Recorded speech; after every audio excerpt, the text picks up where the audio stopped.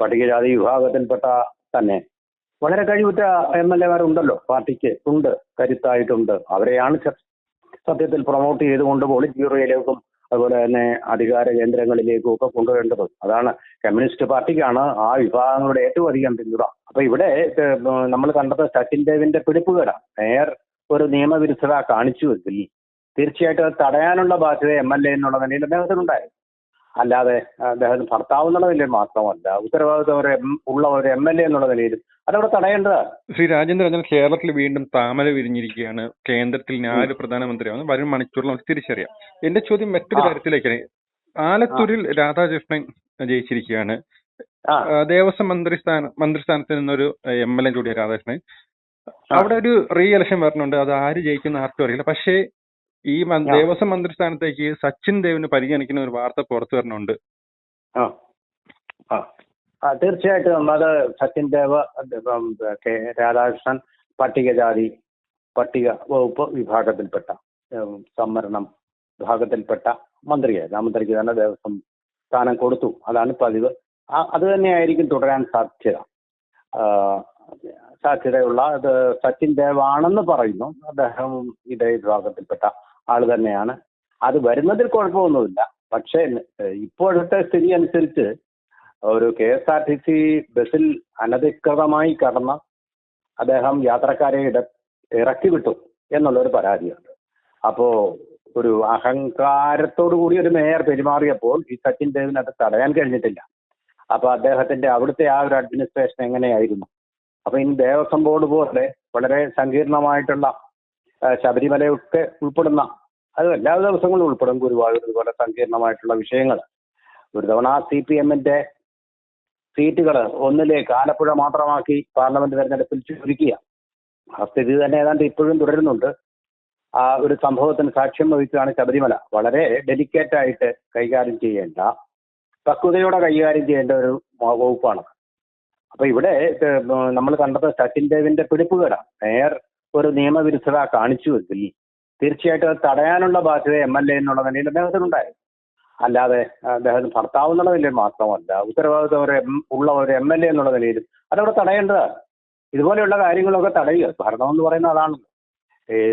തെറ്റായ പ്രവണതകളെ തടയുകയും നേരായ വഴിക്ക് കൊണ്ടുപോവുകയും ചെയ്യുക എന്നുള്ളത്, അതിനുള്ള കഴിവുണ്ടായിരിക്കുക എന്നുള്ളതാണ്.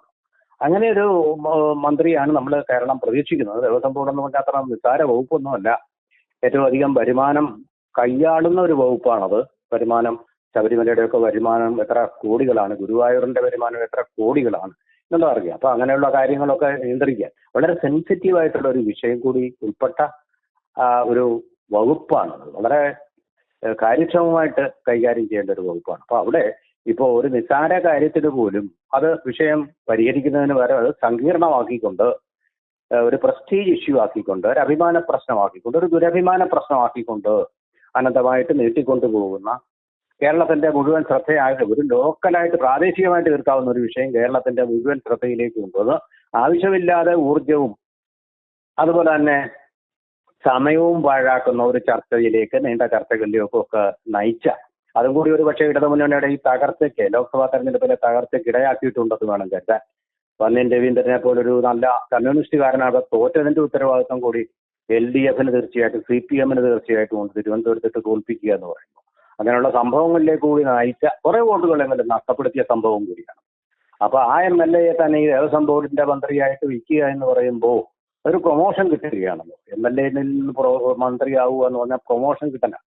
അതൊക്കെ സൂക്ഷിച്ച് കൈകാര്യം ചെയ്യേണ്ട വിഷയങ്ങളാണ്. ഇങ്ങനെയുള്ള കാര്യങ്ങളിലെ ശ്രദ്ധക്കുറവും സൂക്ഷ്മത കുറവും ഒക്കെ തന്നെയാണ്. അല്ലാതെ നവകേരള സദസ് എന്നും പറഞ്ഞ 1 കോടിയുടെ ബസ്സിൽ യാത്ര ചെയ്തുകൊണ്ടൊന്നും പരിഹരിക്കാൻ പറ്റുന്ന വിഷയങ്ങളല്ല.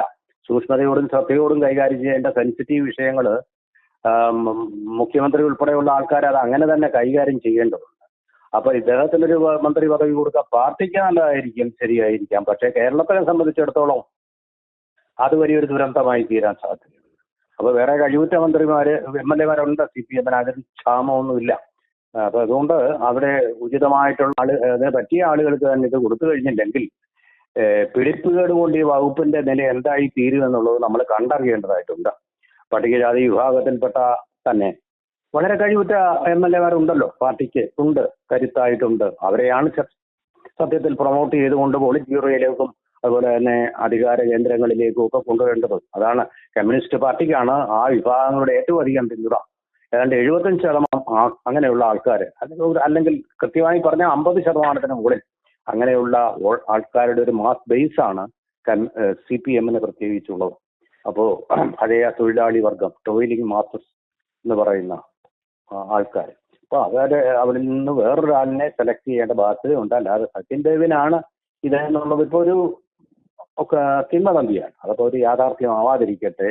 ഇപ്പൊ തന്നെ കറ പുരണ്ട ഒരു വ്യക്തിത്വം എന്ന് പറയാവുന്ന തരത്തിൽ ഒരു വിവാദത്തിൽപ്പെട്ട ആളാണ് അദ്ദേഹം.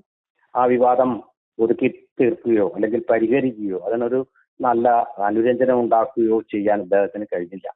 അപ്പൊ അങ്ങനെ ഒരാൾ ദേവസ്വം ബോർഡിലേക്ക് വരുമ്പോൾ അവിടെ വളരെ അഭിപ്രായ ഭിന്നതകളും സെൻസിറ്റീവ് വിഷയങ്ങളും വൈകാരിക വിഷയങ്ങളും ഒക്കെ വരുന്ന ഒരു വകുപ്പാണ്.